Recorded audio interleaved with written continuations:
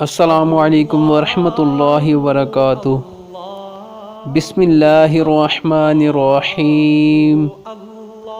حضرت محمد مصطفیٰ صلی اللہ علیہ وآلہ وسلم نے فرمایا، اے علی علیہ السلام، اگر کوئی بندہ نوح علیہ السلام کی عمر کے برابر خدا کی عبادت کرے اور احد پہاڑ کے برابر سونا اللہ کی راہ میں خرچ کرے اور پیدل 100 حج کرے، صفا مروہ کے درمیان مظلومیت کے عالم میں مر جائے، مگر اے علیہ السلام، اگر تیری محبت اس کے دل میں نہیں تو وہ جنت تو کیا جنت کی خوشبو بھی نہیں سونگھ پائے گا۔